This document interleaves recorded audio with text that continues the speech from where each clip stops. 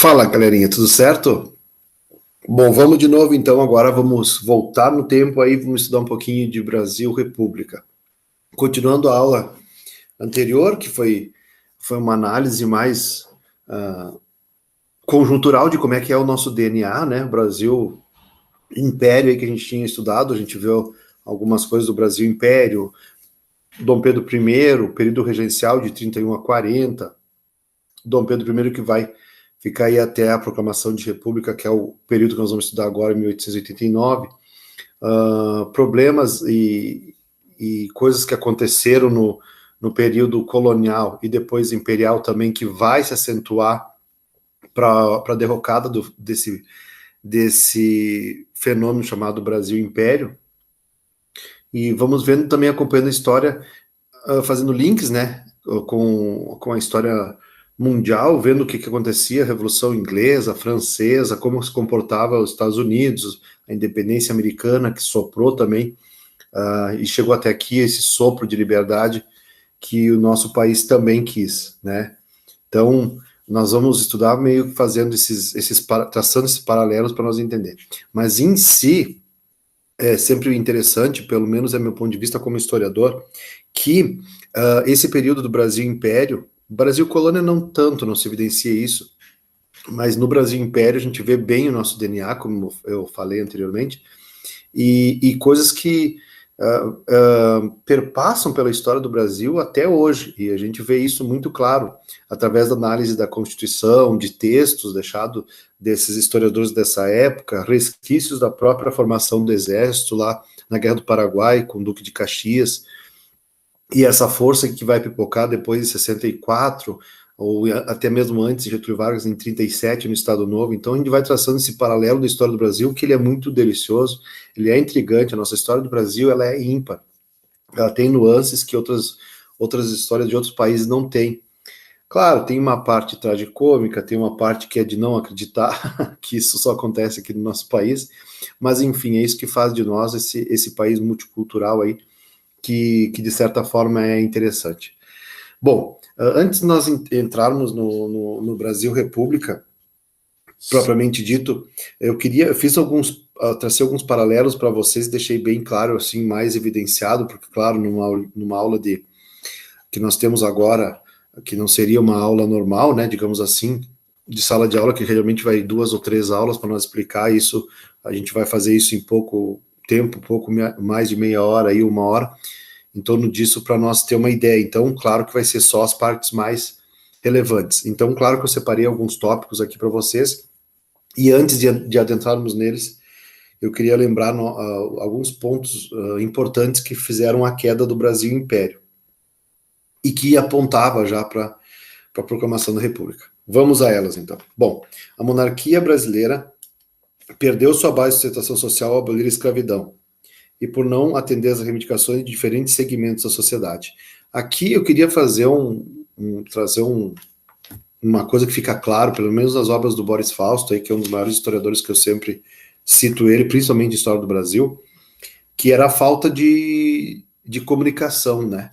Muitos criticam Dom Pedro II, que era um imperador preparado para governar, para reinar, como costumavam dizer nesse período aí, tá? Mas o problema é que o nosso país é continental, né? Se vocês verem hoje, nossos estados não se comunicam, é um país em extensão continental, que a gente vê que em estados tem culturas diferentes, religiões diferentes, a gente vê que é um país multicultural mesmo. Então, nesse momento aqui não era diferente. Então, talvez muito mais pela extensão territorial do que pela falta de conhecimento de Dom Pedro II do que estava acontecendo, porque realmente ele viajava muito o país. Então, culpar só ele disso não seria um dos motivos que levaram a nossa proclamação da República. Vem muito mais do que isso. Até mesmo quando a gente vê o Brasil Império lá, os dois partidos republicanos, e o liberal e o republicano, nós vamos ver que a força muito grande desses dois países, dessas duas formas políticas que vai levar a nós a se transformar num país, é uma forma de dicotomia de um grupo político, né, porque não era ainda partido político, um grupo político que queria continuar conservadores, né, queriam continuar ainda ligados ao modelo antigo de império, com um governo centralizado, e um Brasil moderno, né? Até o Alberto Carlos, que é um sociólogo muito bom, que eu estudo muito, gosto dele, ele falava que nós tínhamos um país arcaico e outro moderno, e que permanece essa vertente até hoje, que a gente percebe que alguns estados estão lá no século XVIII, XIX ainda, e um outro Brasil pujante querendo, né, chegar no período moderno que nós estamos hoje, contemporâneo. Então, essa dicotomia vai levar a isso também. Não é uma culpa, simplesmente botar uma culpa no imperador, quando nós sabemos que tinha grupos políticos com diversos interesses, aqui o exército, a própria igreja, então nós vamos estudar eles agora com mais afinco. Mas a primeira das coisas que aconteceram, que eu evidenciei agora para vocês, foi o fim da abolição da escravatura, né? Você sabe, em 1888, antes disso aí anteveio as leis para inglês ver, entre elas, né? Lei do sexagenário, lei do ventre livre, o fim do tráfico negreiro em 1850, e por fim, né, em 1889, então, nasce a nossa a segunda Constituição, a primeira em 1824, e essa Constituição evidencia muito bem esse panorama que eu descrevi para vocês até agora, tá? Primeiramente, a gente começa vendo a Constituição de 1891, já que uma das coisas que foram elaboradas na Assembleia Constituinte, que é um passo antes de sedimentar as Constituições, a gente vê que eles pleitearam o fim do poder moderador. Mas, claro que vai ter outras nuances ali que vai suprir esse poder moderador e vai continuar tendo esse poder intrínseco aí, que eu falei para vocês, que se nós estudarmos as 8 constituições, né, alguns falam que é 7, e a Constituição do regime militar foi mais uma reforma do que uma Constituição em si feita, mas enfim, nessas 8 constituições aí, se a gente pegar e estudarmos ela, a gente vai perceber que algumas coisas vão permanecer, por isso que eu falei para vocês, nosso Brasil império aí, e depois da República a gente vai ver que a nossa gênese, nosso DNA está aí até hoje. Por exemplo, esse poder moderador que eu citei para vocês agora, né? Relembrando vocês que da Constituição de 1824, Dom Pedro coloca esse dispositivo aí para ele ter controle sobre todos os outros poderes, que seria o executivo, legislativo e judiciário, que vai vir nascer depois no Brasil República, é claro, né? Só para não cometer anacronismo, lembrando vocês. Então, era uma forma dele controlar a Assembleia Legislativa, os parlamentares, mesmo que ele escolhesse os parlamentares, essa assinatura aí, né, ia dizer um canetaço, mas era a pena, né, então esse poder moderador permanece até hoje, quando o nosso presidente da República, ele veta ou ele sanciona, né, ou veta alguma lei, nada mais é do que praticamente uma mudança, né, uma nova roupagem do que eu falei para vocês agora, que era poder moderador, com as suas características diferenciadas, claro, né. Voltando, esse Partido Liberal que eu falei para vocês agora reivindicava o fim do poder moderador, que é o que eu citei agora, maior autonomia para as províncias e reformas econômicas, tá? Então esse era o Partido Liberal que eu falei para vocês. O exército, influenciado pelas ideias positivistas, passou a conspirar contra a realeza, formando uma aliança com a oligarquia rural. Então aqui fica bem claro que nós já temos uma oligarquia aí que vocês vão ver que vai apontar já para 1930 com o golpe de Getúlio Vargas. E também eu queria mostrar para vocês algumas coisas que nós vamos entrar agora nos 2 primeiros presidentes aí, que são praticamente militares, né? Vocês vão ver que o Brasil tem isso também, nosso primeiro presidente da República, ele é um militar, né? E depois nós vamos chegar no militar de novo, praticamente Getúlio Vargas, depois nós vamos para a ditadura militar, então sempre tendo influência dessa direita aí, mais reivindicada pelo exército. Então nosso país sempre teve esses altos e baixos que eu falei para vocês, mas sempre seguindo uma história linear muito parecida. Por isso que se nós estudar bem o Brasil Império, o Brasil República, a gente vai ver as características que não mudaram até hoje. Certo? Um golpe militar liderado pelo Marechal Deodoro da Fonseca proclamou a República em 15 de novembro de 1889 e foi proclamado o fim da República do Brasil. Desculpa, fim da monarquia do Brasil e o nascimento da República. Aqui eu falei para vocês aqui sobre o Partido Liberal, né, que contraria a monarquia aqui, e com uma forte presença positivista, que nós estamos estudando lá em sociologia, só para evidenciar aqui para vocês, esse positivismo que vai permanecer no exército, que vai até hoje fazer muita influência, né, trazer muita influência desse lema positivista de Augusto Conte, que a gente viu em sociologia, inclusive aqui, né, uma das maiores bibliotecas do positivismo no mundo, só perde para a da França. Então a gente percebe que o lema Ordem e Progresso, que está na nossa bandeira, entre outras coisas aí que ficou evidenciada, levam a República com força e o fim do Império, que, lembrando para vocês, também já estava em decadência no mundo todo aí, era questão de tempo para nós cairmos também aqui no nosso continente, tá? O país aí do lado, como Chile, Paraguai, o próprio Uruguai também, que era a República Cisplatina, todos esses países aí já tinham feito a revolução, né, e já tinham todos virado república. Então nós estávamos realmente atrasados, inclusive quanto à nossa proclamação da república e também do fim da escravidão, que também se perpetuou, foi o último país do nosso continente aí a libertar os escravos. Então, mais do que estava passando já da data, né, estávamos caindo de maduro, como diz o próprio Boris Fausto, então era uma questão de tempo. E aí, agregado a todos esses descontentamento do Partido Liberal, né, Partido Conservador com ligação com Portugal, né, e com o imperador que eu falei na aula anterior, nós tínhamos esse resquício aí que queriam permanecer com o pé lá ainda em Portugal, com as suas benesses, e aqui já um partido liberal forte, estabelecido, se juntando com essas forças que eu falei para vocês, inclusive com os latifundiários, os grandes agricultores, né, e que vão fazer o café logo em breve aí, os plantadores de café de São Paulo e Rio de Janeiro vão vir com força e entrar na política, então, para referendar isso que nós estamos falando agora sobre o Brasil República. Bom, o primeiro presidente, ele vai ficar conhecido pelo um período aí chamado, agora que eu falei os motivos para vocês, né, conhecido como o governo provisório, que vai da data que eu falei para vocês, da proclamação de 1889 até 1891, certo? Quem era esse Marechal Deodoro da Fonseca? Só para nós recapitularmos aí, que ele não nasce só da Guerra do Paraguai, né? Nós tínhamos, antes disso, nós não tínhamos exército, mas já sentíamos aí uma necessidade aí, quando Solano Lopes vem visitar o Brasil e ameaçar Dom Pedro, aí ele diz, olha, nós podemos ser amigos, né, ou inimigos.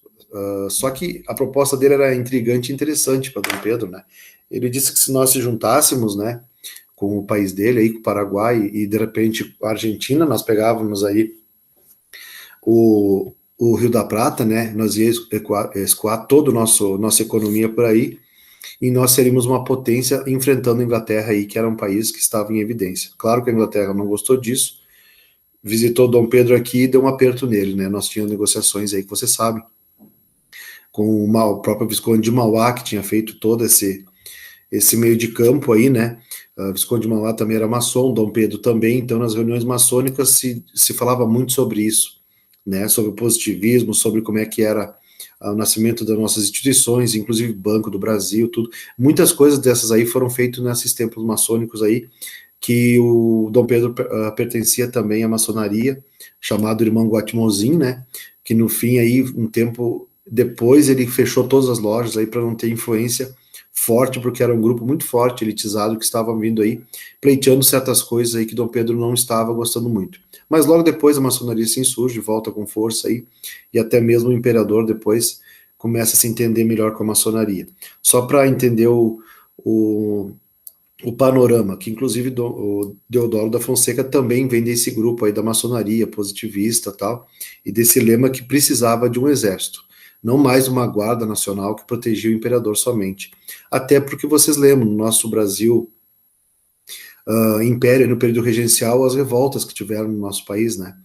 Então, a Balaiada, Sabinada, a Revolta dos Malés, nossa própria revolta aqui, Guerra dos Farrapos, de 35 a 45, então foram revoltas ali que estavam alertando nós que nós precisávamos ter um exército. E aí, nesse inteirinho aí, Duque de Caxias soube aproveitar muito bem, nasce aí o militarismo com força no nosso país, que nasce junto com esse lema que eu falei anteriormente para vocês, ordem e progresso. Não iria ter progresso se nós não tivesse ordem, certo? Então, o governo provisório, por que provisório nós já vamos entender. Então, Marechal Deodoro de Fonseca, né, assume o governo provisório, dissolui as assembleias provinciais e das câmaras municipais, demissão dos presidentes das províncias e indicação de novos dirigentes. Aqui é uma nova roupagem, simplesmente, parece uma coisa assustadora, né, mas na verdade é quase como normal, né, quando nasce uma nova forma de governo, as primeiras coisas que acontecem são essas. A troca de pessoas, né, que agora eu tiro o time de campo e boto o meu, e também uma nova Constituição, que vocês vão ver aí, que eu já falei para vocês que em 1891 vai ser feita a segunda nossa Constituição aí, certo? A primeira em 1824. Então, é claro que nós temos que trocar essas duas primeiramente essas duas coisas, depois nós vamos mexer na economia, depois nós vamos mexer em outras coisas, mas as primeiras e mais necessárias são essas. Então, o Marechal Deodoro da Fonseca, né, como já diz na nomenclatura dele aí, ele era marechal, né, tinha uma divisa, pertencia ao alto clero do exército, e junto com esse período aí do governo provisório vai nascer uma coisa que cai muito nos vestibulares, tá? E até às vezes bota ilustração, que é a política do encilhamento. O que seria essa política do encilhamento? Crise financeira gerada por uma política descontrolada de emissão de papel moeda destinada a financiar a industrialização, especulação no mercado de ações, falências de empresas e aumento da inflação. Galera, foi feito aqui um Brasil meio que nas coxas no começo, aí com a criação que eu estava falando antes, do Correio, do Banco do Brasil, especulação financeira já como já estava acontecendo em outros países, e a gente meio que faz isso descontroladamente.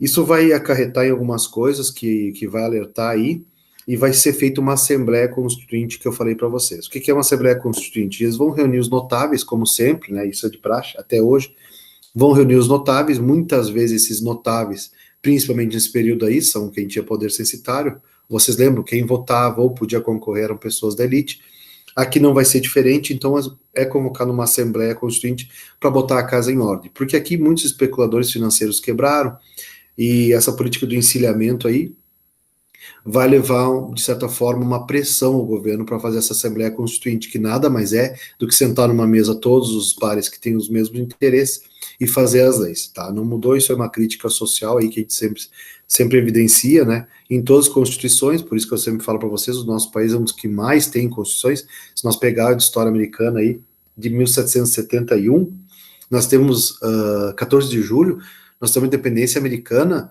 vocês vão ver que até hoje é uma Constituição só, e menos de 100 artigos. Então a gente vê que nosso país aí realmente self-service, ele faz aí leis e Constituição e altera as leis, medida provisória, decreto, é uma confusão. E como diz o próprio Montesquieu, um país com muitas leis é um país sem leis, né? Quando ele escreveu O Espírito das Leis, aí, que é uma obra que eu sempre cito para vocês. Então, nessa Assembleia Legislativa aí, que vão fazer uma Assembleia Constituinte, desculpa, vai nascer os governos constitucional de Deodoro da Fonseca, né, e Floriano Peixoto, que é o vice. Os dois têm ligações com o exército, têm tendências, né, militares e positivistas, então o Marechal de Fonseca promulga a Constituição Republicana do Brasil em 1891. Aqui também vamos estender um pouquinho, claro, lembrando para deixar bem claro para vocês, a gente estuda formas de governo lá em Sociologia, e eu trago sempre para vocês isso, que primeiro lá que nós tivemos o parlamento às avessas lá com Dom Pedro, né, que ao contrário do parlamento inglês, os partidos vencedores escolhem um ministro, que vai se chamar primeiro-ministro, né, e que vai governar de fato. Nós tínhamos lá no nosso Brasil Império, chamado de parlamentos avessas, geralmente cai até no vestibular isso, porque nós era ao contrário. Nós tirava de dentro do grupo político, Dom Pedro escolhia um deles para ser ministro. E depois também, se ele não gostasse, ele trocava os ministros. Então era a política do parlamento avessa. Por que eu estou dizendo isso para vocês? Porque aqui também o Congresso tenta limitar o poder do presidente, nós já vamos ver isso, porque eles promulgam a primeira Constituição Republicana, muito parecida com a americana que eu citei para vocês agora. Só que lá, vocês sabem que a República é muito diferente, né? Os estados têm autonomia, e aqui também já vai nascer uma certa semi-autonomia, que também não dá certo, que perdura até hoje na Constituição de 1889, mas vocês sabem que isso trouxe problemas sérios, como a própria Constituição de JK, né, de Brasília, aí, que todo mundo hoje sabe que nós, na verdade, foi uma forma mista, como eu falei para vocês, parlamento às avessas, de centralização no poder em Brasília, então 27 estados aí, 26 mais um, a federação, fazendo isso aí, dando controle e autonomia para um país, né? Alguns historiadores falam isso, que é Brasil, ilha, né? Se chama Brasília. Nós estamos lá com um país lá em cima que controla os demais estados, né? Então Brasília aí, sem conhecer muito bem nossas dinâmicas e as diferenças aí e as peculiaridades de cada estado, E ao contrário dos Estados Unidos, que realmente dá autonomia para os estados lá, né? Inclusive, alguns estados têm pena de morte, alguns outros são liberação de maconha, alguns outros não, têm prisão perpétua e assim por diante, com as suas peculiaridades. Aqui não, nosso estado ele tem, a federação tem que respeitar as constituições estadual e municipal, que se chama lei orgânica, uma com a sua disciplina a outra, né? Então, sempre referendando a nossa Constituição Federal. Então, na verdade, essa Constituição republicana aqui é uma cópia barata do que nós temos nos Estados Unidos, que de certa forma vai perdurar até hoje, como eu falei para vocês. Parlamento às avessas lá no Brasil Império, vocês vão ver que a nossa história do Brasil é linear. República do Brasil Brasileiro, que é uma república brasileira copiada da República Americana, né, no Primo Rico, lá que a gente costuma dizer Estados Unidos, e até hoje perdura como nós temos hoje o presidencialismo, que também é um presidencialismo misto, que o presidente finge que manda, o parlamento finge que obedece, e nós brasileiros fingimos que acreditamos que o Brasil vai funcionar. Porque, na verdade, quem manda é o Congresso, a gente sabe disso, e muitas das vezes o presidente do Senado é o que diz as regras que vão ser votadas, e principalmente quem define os rumos do país é o tribunal, né, o STF, que são 11 ministros que no fim acabam dizendo como vai ser a nossa história. E lembrando para vocês então que essa dicotomia de nossa formação de DNA aí, que tem essa confusão, essa miscelânea política, que muitos dizem que é o jeitinho brasileiro, nasce aí o termo, né? Então essa é a nossa cara, esse é o nosso país, a gente tenta copiar algumas coisas, outras adaptam, outras dão certo, outras nem tanto, mas é o que tem para hoje, né? Então, só para ilustrar para vocês como é que é a forma de governo que a gente está entrando na nossa do Brasil República, nesse período conturbado aí que saímos do Império, e vamos vir agora sedimentar no Brasil República, que vai durar até 1891, quando é feita a nossa Constituição de fato. E aí nessa Constituição nós vamos acertar algumas coisas que não ficaram bem claras no Brasil colônia e no Brasil Império também, certo? Então aí o Marechal Deodoro da Fonseca promulga a Constituição Republicana, que eu falei para vocês em 1891, o Congresso tenta limitar o poder do presidente, que decreta estado de sítio e fecha o parlamento. Esse estado de sítio até hoje existe na nossa Constituição, tá?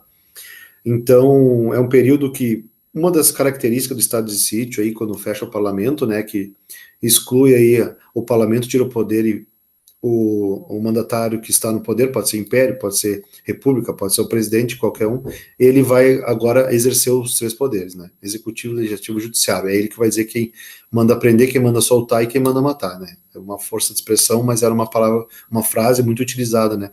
Na época dos reis aí, que a gente sabe no período absolutista. Então, na verdade, esse poder vai ficar todo para ele. Mas algumas coisas que eu quero evidenciar no estado de sítio, para vocês, que estado de sítio hoje na nossa Constituição, eles não podem alterar a lei durante esse estado de sítio. Então, enquanto estiver vigorando o estado de sítio, não se cria leis novas, certo? A crise se acentua, Deodoro renuncia em novembro e o vice Floriano Peixoto assume, tá? Então, mais uma vez, como disseram que foi um golpe de Estado que assumiu a nossa república aí, né?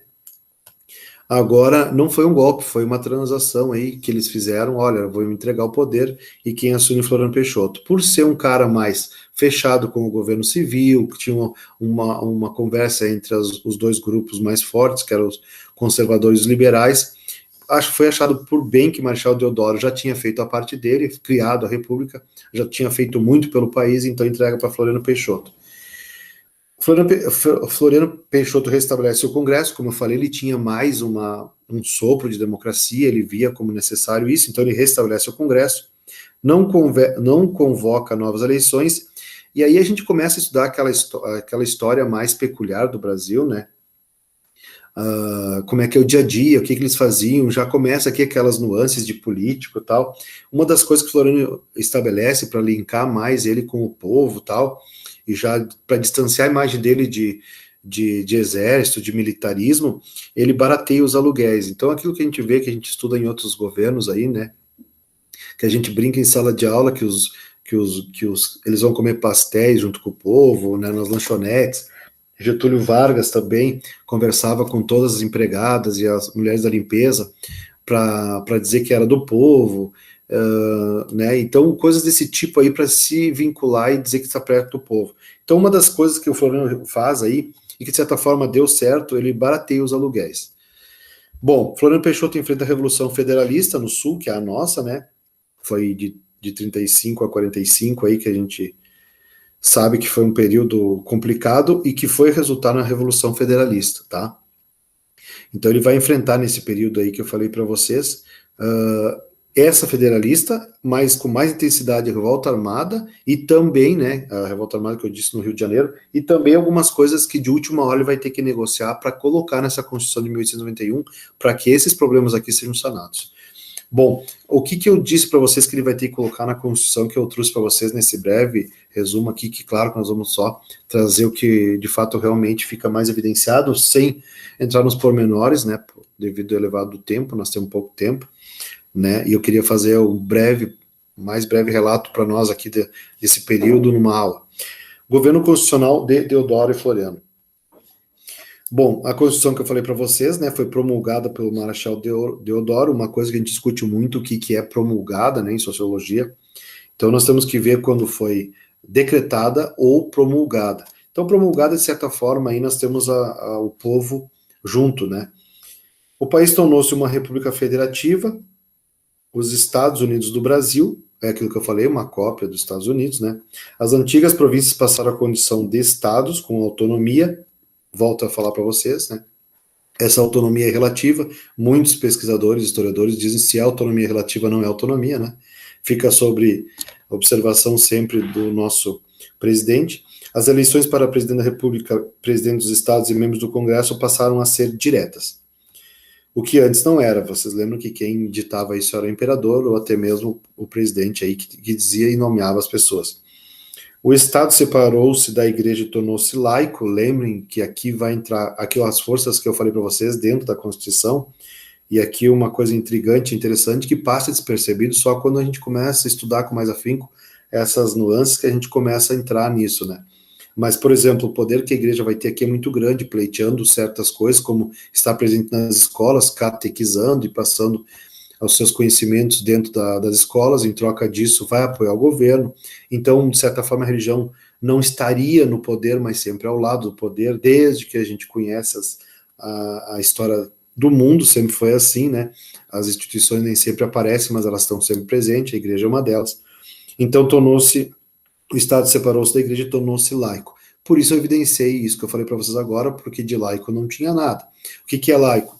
O Estado é laico, mas ele obedece respeita todas as religiões. Mas quando eu dou preferência ou vantagens para alguma religião, eu deixo de ser laico. Então é uma discussão que teve muito grande aqui, mas de certa forma ainda estão chegando as religiões de outros países com influência africanas, ou até mesmo islâmicas muçulmanas de outros países. Então, aqui ainda a gente tem ainda a gênese, o nascimento dessas religiões aí que vão ser de matriz, o judaísmo, o próprio islamismo que eu citei para vocês e o próprio cristianismo aí que eu falei para vocês que são as três vertentes mais importantes que vão estar presentes aqui. Destacando, é claro, a Igreja Católica. Foi reconhecida a igualdade de todos perante a lei, assim como o direito à propriedade. Isso aqui é uma característica, sempre lembrando vocês, do positivismo. Positivado é o que está escrito, se positivado está, lei é. Então, aqui vocês já começam a ver a diferença do Brasil colônia e do Brasil república. Lembra que eu falei para vocês, em 1850, lá quando foi feita a lei de terras, o governo destinava terras especiais para alguns, o que sobrava destinava para outros, né? Então era feita uma triagem, mas quem mandava tudo era o rei, como eu falei para vocês. Aqui, de certa forma, não que vai tirar o poder do nosso presidente, mas ele vai, de certa forma, agradar esses grupos sociais que eu falei para vocês, que caminham junto com o presidente. Então, se a gente tem um poder positivista aí vigente, todos que concordam com essa ideologia vão estar aí. E fica bom para todos esses que eu estou citando para vocês, o próprio exército, a própria igreja e certos setores sociais aí que eu falei para vocês. Bom, reconhecida a igualdade de todos perante a lei, hoje é o artigo 5º da nossa Constituição, vige até hoje, né? Então, uma igualdade a todos, não vamos entrar aqui no mérito, vocês sabem que isso vem desde lá da França, não é um tropeço nosso aí, desde lá da França. Igualdade, fraternidade e liberdade são mero factóides escrito lá para nós achar lindo e bonito, né? Os lemas da Revolução Francesa, que aqui também, como vocês estão vendo aqui, até hoje nós podemos discutir se realmente todos são iguais perante a lei. Voltando, foram criados o registro civil de nascimento e casamento e óbito. Lembrando para vocês que aqui tem uma coisa que nós podemos até abrir e levantar isso mais em outra disciplina, mas aqui foi tirado da igreja esse poder, que quem nascia e morria estava todos centralizado aí na mão da igreja. De certa forma, ela ganhava com isso, não só no controle social, mas também em trazer os fiéis para dentro da igreja por necessidade, porque era uma espécie de cartório, digamos assim, força de expressão, é claro. Então, logo em seguida, a República separa isso também, para vocês verem que, de certa forma, a Constituição teve, sim, um avanço, uma evolução, que nós vamos ver em seguida, comparando, claro, sempre com o período anterior. Bom, a República das Oligarquias. Geralmente o vestibular divide o governo provisório, o governo constitucional, que é onde foi feita a Constituição, depois República das Oligarquias, que é muito importante, que é o período de 1894 até Getúlio Vargas, em 1930. E lembrando, porque nós temos que saber isso, que depois vai ter a República, o Estado Novo, né? Ou República das Espadas. Nós temos sempre que estar sabendo isso, porque são a forma que o vestibular utiliza, Enem e concurso também, né? Que utilizam para lembrar desse período. Então nós temos que saber a diferença de uma para outra para saber e não cometer anacronismo, certo? República das Oligarquias, então, vai ser de 1894 a 1930. Supremacia da oligarquia cafeira na direção do Estado brasileiro, tá? Para quem quiser, isso aqui a gente chama em sociologia de fisiologismo, e também a supremacia da oligarquia aqui que eu falei para vocês é uma forma de poder para quem tem terra, né, que permanece até hoje, mas é quando o que diferencia de hoje para esse período? Aqui nós temos a oligarquia cafeeira, então a gente sabe que tem um grupo social lá que mantém o poder. Hoje, por exemplo, tem banqueiros, tem industriais, tem a parte da igreja, tem outros movimentos que hoje estão no poder. Então, a gente sabe hoje que tem blocos lá dentro, que muitas vezes se somam, outras se dividem, mas a gente sabe que tem divergência ou convergência lá. Nesse período aqui estava tranquilo, né? Quem tinha terra mandava, eram os mandatários, e agora muito mais evidenciado, desculpa, com o café, certo?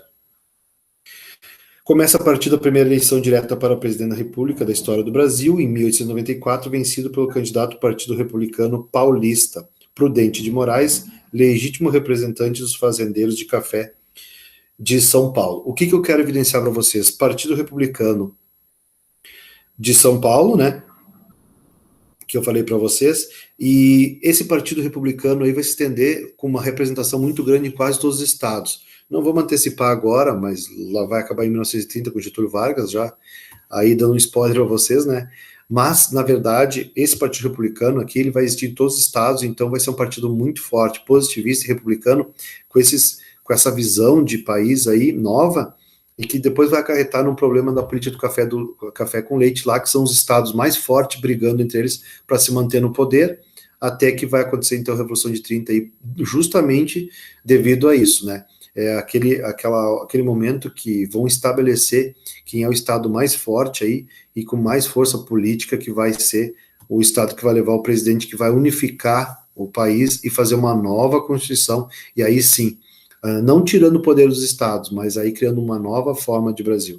Por isso que eu falei para vocês aqui, chamando de oligarquia cafeeira, aqui ainda é bem claro que quem manda são os donos de terra. Logo, logo aí na frente a gente vai ver que não vai ser só esses aí que vão mandar no nosso país, certo? Então, que eu falei para vocês, o Partido República Paulista, né, Prudente de Moraes vai ser o próximo representante aí dos fazendeiros de café de São Paulo, vai vir com muita força política, né? Bom, mecanismo do poder oligárquico, aquilo que eu falei para vocês, como vai funcionar se eles estão sentados lá no poder e agora eles têm que botar esse fisiologismo deles aí. Política do café com leite. O que seria essa política do café com leite que eu recém citei para vocês? A política do café com leite articula o poder oligárquico de esfera federal, alternando o presidente candidato do Partido Republicano Paulista, do Partido Republicano Mineiro. Por isso que antes eu citei para vocês que esse Partido Republicano ele vai ter filiações e formação partidária em quase todos os estados, geralmente por força do coronelismo que se implantava e a igreja no interior e no fundão desse país, como até hoje você sabe, onde o Estado não tem braço para chegar a essas instituições, e não seria diferente e natural pela formação antropológica do nosso país aí, uma formação republicana, porque fica fácil, né? A gente tem aí o mecanismo dos latifundiários, a igreja chegando e apoiando o Estado, né, com mais força e sem crítica social, e também aquilo que eu falei para vocês, essa política do café com leite aí, que ficaria bom essa alternância de poder. até que, claro, daqui a pouquinho vocês vão ver, vai ter um tropeço aí entre essa política, alguém vai quebrar esse pacto aí, e aí vai nascer um novo Brasil vindo desse tropeço que realmente vai mudar quase toda a forma ideológica que a gente conhece até então no Brasil República. Bom, então essa alternância, muitas vezes eu coloco para os alunos para não errarem, já caiu no vestibular, numa federal da URGS, que falava exatamente isso, então eu levava vocês ao erro, induzia o erro, jogava a casca de banana lá, né, que a política do café com leite era simplista na resposta, e era a resposta, se não me engano, era a questão A, todo mundo foi na A, né, e 70% reprovaram, quando colocaram que realmente a política de café com leite era os paulistas, café, como nós estamos falando até agora, os grandes latifundiários, né, e o Partido Republicano Mineiro, e aí eles colocavam política de café com leite, então, por causa do queijo, e isso e aquilo, a gente ia para Minas. Então, erravam, porque a opção mais correta, porque hoje está assim, os concursos públicos e até mesmo Enem e vestibular, né, o conhecimento está horizontal, como eu sempre falo para vocês, eles tentam misturar um conhecimento um pouquinho mais profundo, principalmente de política, por nós estar vivendo num período aí polarizado, e vocês estão vendo que sempre foi necessário esse conhecimento imprescindível, mais do que nunca, né? E aí a resposta era porque o Partido Republicano Paulista, sim, era o maior produtor de café, mas o Partido Republicano Mineiro não se evidencia só pelo leite, pelo queijo, porque a gente está brincando com essa nomenclatura de política de café com leite, mas sim por ser o maior colégio eleitoral. Então esse acordo feito lá era, eu tenho dinheiro, São Paulo, e o outro tem o maior polo para votação. Então, o maior colégio eleitoral. Então, o que seria o casamento perfeito, né? A gente senta, você tem o dinheiro, eu tenho os eleitores, a gente faz isso e se alterna no poder. Só que não vai acontecer isso por muito tempo. Já já vocês vão ver o que vai acontecer. Política dos governadores. Os presidentes de estado, governadores atualmente, né, apoiavam os candidatos e senadores e deputados fiéis ao presidente, né? Era um casamento aí, numa dobradinha que eles faziam. Eu apoio vocês e vocês me apoiam, e assim fica bom para os dois lados do balcão, tanto para quem está lá quanto para quem está aqui, né? A política toma lá da cá que dura e perdura até hoje. E o presidente não interferia nas eleições estaduais. Para viabilizar essa política, o governo federal criou a Comissão de Verificação dos Poderes, que era aquilo. Vamos contar os votos, mas eu tenho um cara aqui representando o nosso presidente para ver se está tudo correndo dentro dos conformes. Coronelismo, que é a política que eu falei para vocês, ela vai ficar mais latente, mais força agora, vai ganhar mais força ainda, né? Fenômeno político em que os latifundiários, chamados de coronéis, impunham seu poder controlando eleições municipais por meio do voto de cabresto.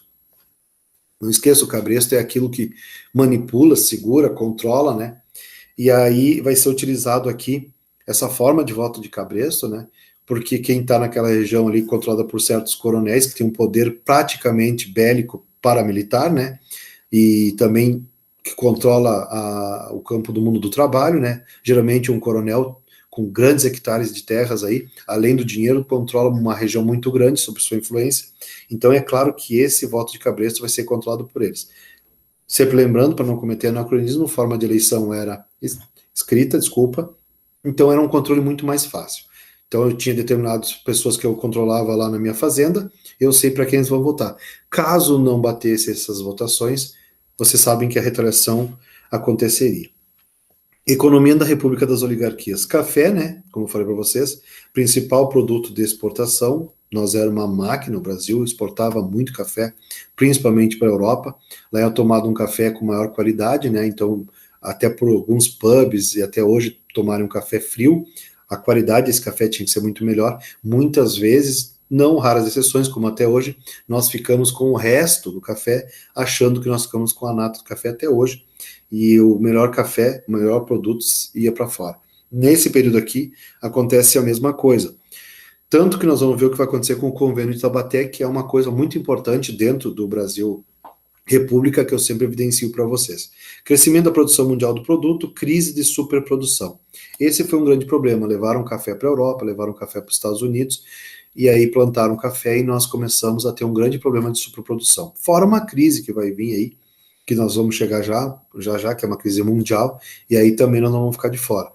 E aí cria-se, então, esse convênio de Taubaté, em 1906, que o governo de São Paulo e Minas, e agora incluindo o Rio de Janeiro, né, compram a safra, diminuindo a oferta e valorizando os preços. A medida onera os cofres públicos e aumento de impostos.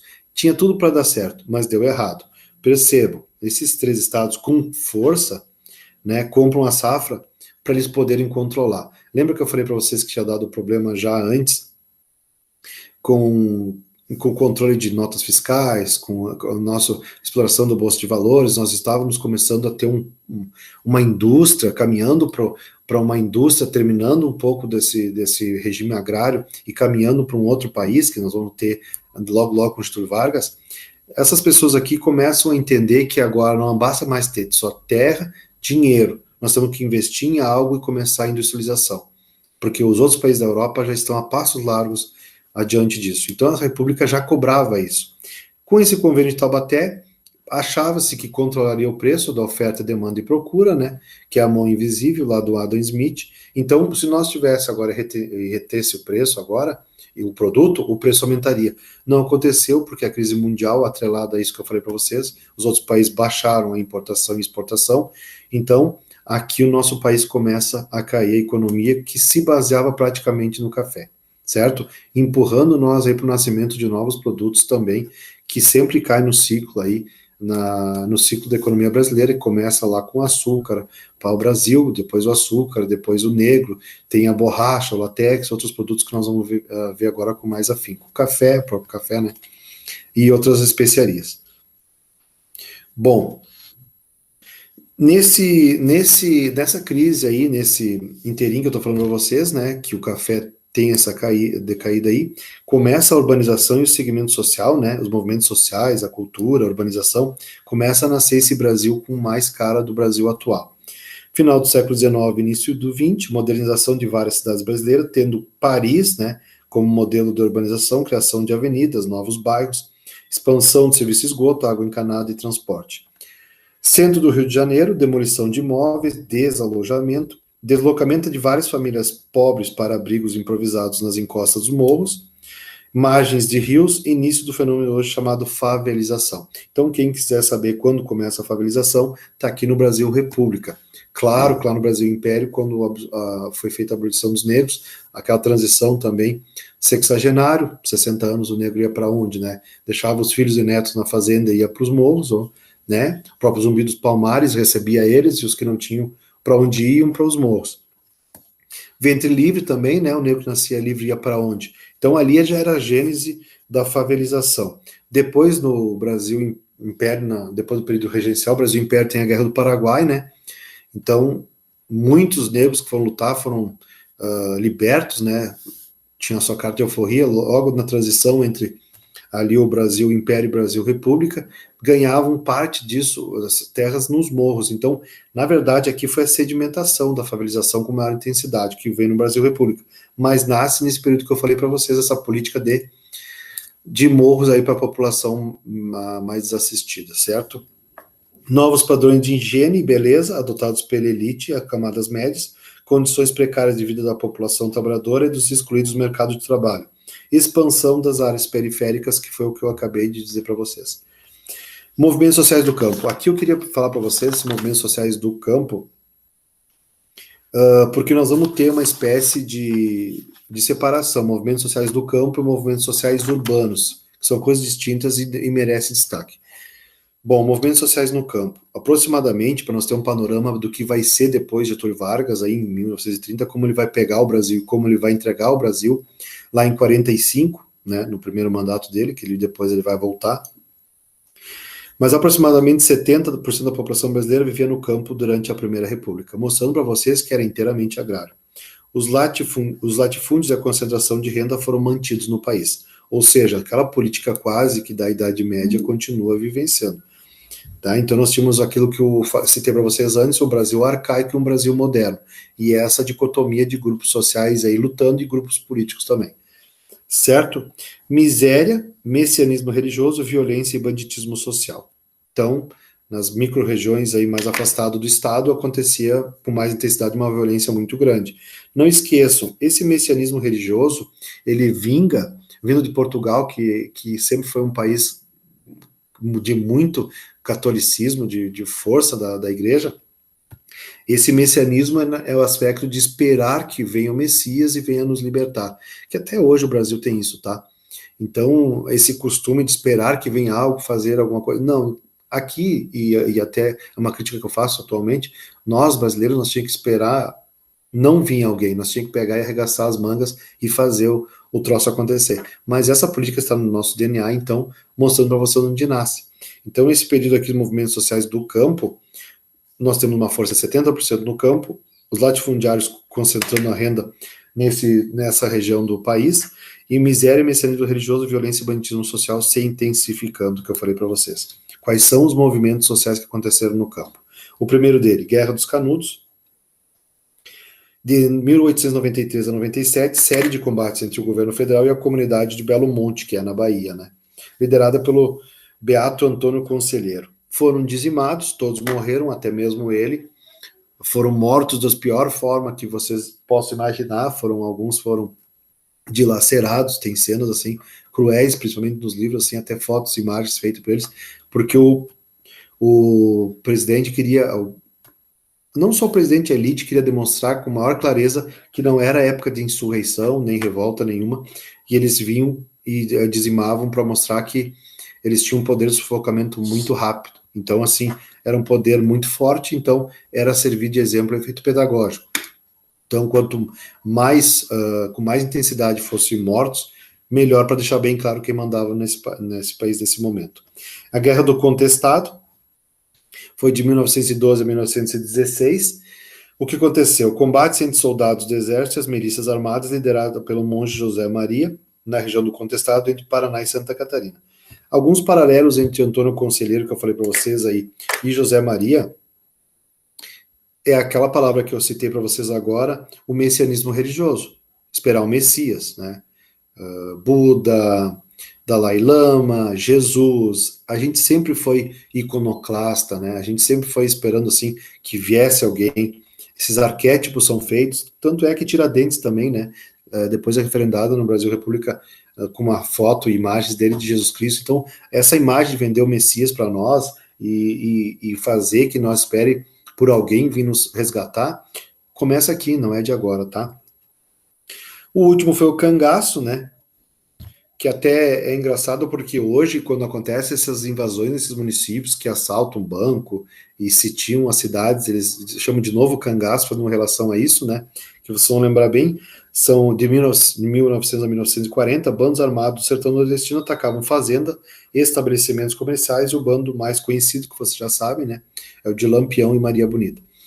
Claro que esses caras aqui são aqueles caras que entravam nas regiões, saqueavam as fazendas, estupravam as mulheres, degolavam os inimigos que pensassem diferente. Então é uma forma à parte que dá para ser discutido se foi uma forma de rebelião realmente ou simplesmente um momento anárquico. Mas enfim, está aqui como movimentos sociais que aconteciam no interior, por isso no campo, né?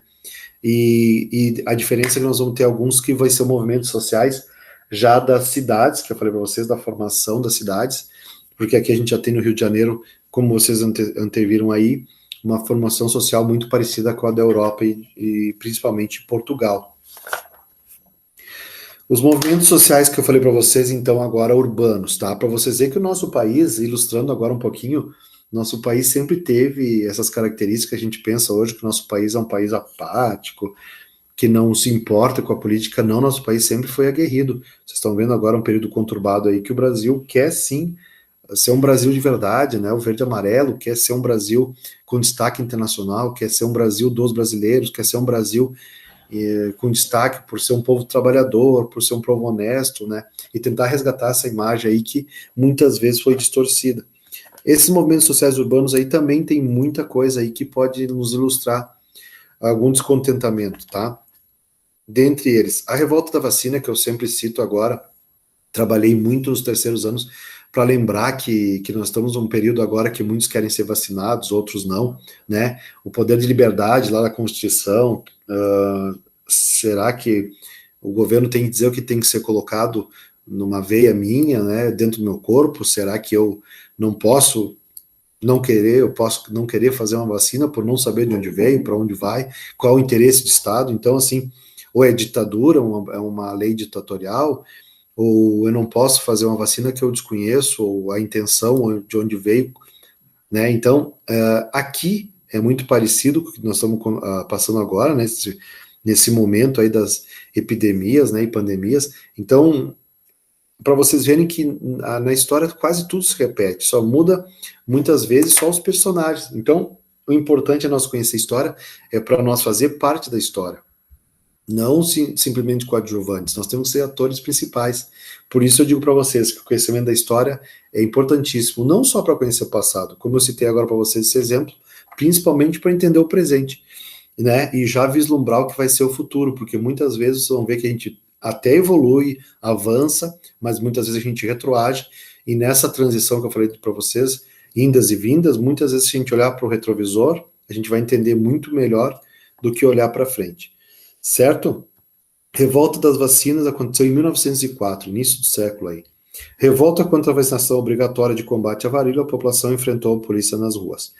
Essa revolta vacina não vamos entrar agora em detalhes, mas foi aplicada a princípio nas favelas do Rio de Janeiro, que já estavam crescendo, como vocês viram no momento anterior que eu citei para vocês no início da fala.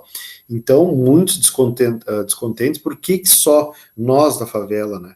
E se vendia a ideia entre as pessoas dessas populações mais carentes que somos sujos, somos negros, somos minorias, somos excluídos. Então se desenhava muito isso, e essa revolta foi mais no sentido de dizer assim, não, a gente não é isso que vocês estão desenhando. E nós não sabemos o que é essa vacina. Aquilo que eu citei antes para vocês, por que temos que fazer uma vacina obrigatória? Por que não, em vez de vacina para curar ou prevenir, vocês não previnem isso fazendo asfalto, saneamento, melhorando as favelas, né? Então foi uma briga que não foi simplesmente uma revolta da vacina em si, foi muito mais que isso. A revolta da chibata também, aí, ó, é reflexo e efeitos num país onde nós tivemos escravidão e ainda estava muito latente isso.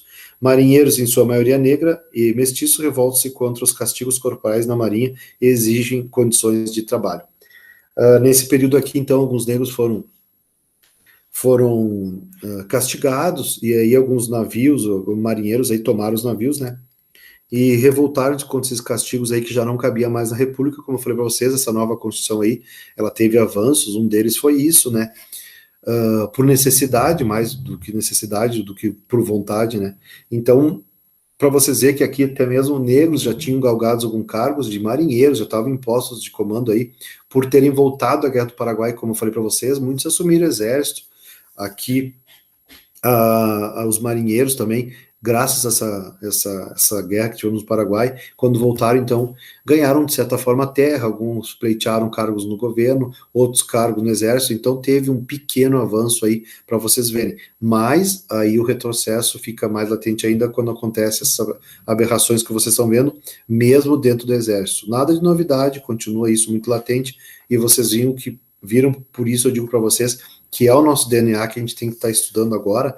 com mais afinco, para entender o que está acontecendo no presente. É bem simples. Está aqui o DNA do Brasil, com todos os acertos e erros, certo?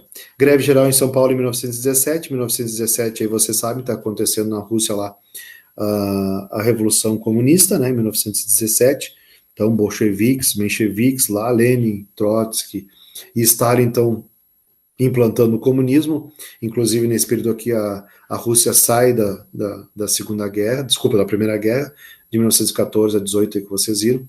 Então eles estão resolvendo esse problema interno aí, e junto disso traz esse sopro que eu falei para vocês, e aqui está acontecendo a greve geral em São Paulo, em 1917, que é uma mobilização operária por melhorias e condições de trabalho, vinda desse fenômeno acontecendo na Rússia aí, também diretamente influenciado, pleiteando direito trabalhista como jornada de 8 horas, direito de greve e organização sindical.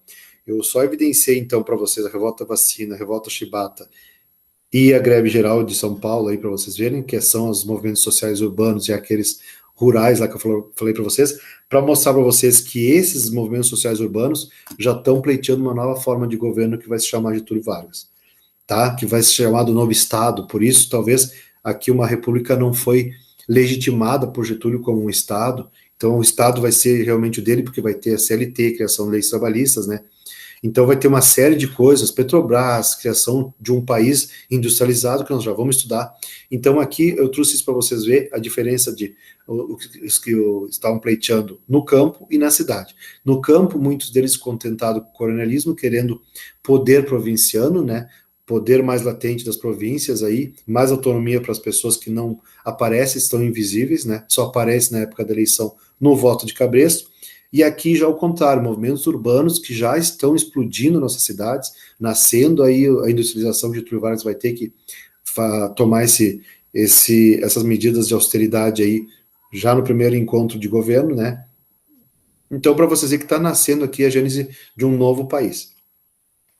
Então, nesse inteirinho aí, nessa briga toda aí, como fica o exército que não apareceu aqui ainda, né? Falamos da Marinha, né? O exército vai acontecer um movimento tenentista também muito famoso, tá? Cai muito no vestibular, essa sim eu arrisco dizer para vocês que talvez cairia, né, novamente, porque é uma revolta que muito poucos de nós estuda, mas teve um impacto muito grande dentro e fora do país, né, porque muitos pensam que só aconteceu dentro do país, mas ele se estendeu aí em 2, 3 países para chamar a atenção. E o que foi ele? Uma revolta do próprio exército, né? Movimento de jovens oficiais do exército combatendo o regime oligárquico, exigindo o voto secreto, o fim da corrupção e um governo forte e centralizado. Lembra que eu falei para vocês? Extremamente influenciado pelo regime positivista, né? Esse tenentismo aí já começava a ter poder, porque dentro do exército, o tenente é um limbo, né? Ele fica entre duas patentes ali, não existia capitão, major, né, e tenente, coronel, mas o tenentismo ele não era soldado nem cabo, mas ele também não tinha uma ascensão que pudesse ter influência dentro do exército. Então, fora do exército, ele pleiteava essas mudanças. Então, eles não queriam ser usados somente nas revoltas, eles queriam também fazer parte do voto e veto, ter mais poder de escolha. E aí começam a exigir, então, né, que não esqueçam os jovens oficiais do exército, né, combatendo o regime oligárquico, porque eles achavam que a oligarquia tinha muito poder, eles só usavam o exército quando tinham que se impor contra isso que nós estudamos até agora. Então eles começam a querer espaço político também. Bom, principais ações tenentistas. Revolta do 18 Forte, em Copacabana, de 1922, revolta tenentista no Rio Grande do Sul em 23, revolta tenentista em São Paulo em 24. Isso vai se chamar Coluna Prestes, tá? Vai acontecer de 1924 a 1927, marcha de 24 mil quilômetros para difundir as propostas tenentistas. Bom, galera, para vocês verem aqui, eu evidenciei, separei para vocês, então, que vai ter a revolta dos 18 do Forte, em Copacabana, a tenentista no Rio Grande do Sul e São Paulo. Olhem a força que isso vai ter. A Coluna Prestes, que foi a maior que teve aqui, foi de 1924 a 27, então soma praticamente muito mais do que os outros estados juntos, e vai ser uma marcha de 24 mil quilômetros para difundir as propostas tenentistas. Só para você ter uma ideia, foi no Paraguai, foi na Argentina, essa Coluna Prestes aqui teve uma força muito grande e apoio, inclusive, social. Por ser uma marcha a cavalo, vocês não fazem ideia a distância que era, a dificuldade que era, nós estamos falando aí em 1924. Então vocês imaginem, mesmo assim eles chegavam às fazendas, os estancieiros apoiavam esse movimento e também, de certa forma, teve um respaldo muito grande, porque teve uma transformação social que vocês vão ver de extrema importância no governo do Getúlio Vargas. Não esqueçam, Getúlio Vargas vai dar um golpe de Estado e vai precisar desses tenentes aqui. E esses caras vão sentar na mesa e vão dizer, tudo bem, nós sabemos que vocês vão usar a nossa força de novo, mas agora nós queremos sentar na mesma mesa que vocês. E isso vai acontecer no primeiro momento. Getúlio, muito político que foi e muito esperto, né, não só por ser do Rio Grande do Sul, mas por ser um estadista, né, foi o estadista que mais governou aí depois de Dom Pedro. Então nós vamos ver aí que esse cara soube jogar muito bem politicamente, usou os tenentes, mas de certa forma o tenentismo teve sim seu avanço, que nós vamos ver já já. Semana da Arte Moderna eu trouxe para vocês para ilustrar também esse período aí de avanço na cultura também, né? Nós já estamos aí começando.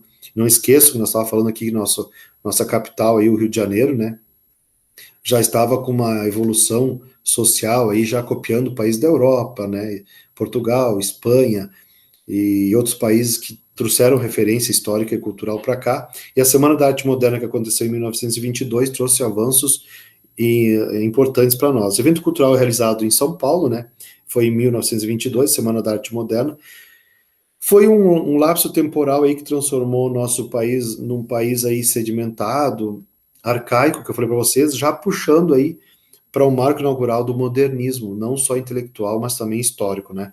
Movimento de renovação cultural, como eu falei para vocês, proposta era conciliar a arte vanguardista da Europa com a realidade social do Brasil e suas raízes culturais. É claro que a gente vai beber sempre a nossa cultura, foi uma semana de arte intensamente importante e, ao mesmo tempo, ali referendando coisas, legitimando outras, e que teve influência literária nas artes, na música, na própria cultura como um todo.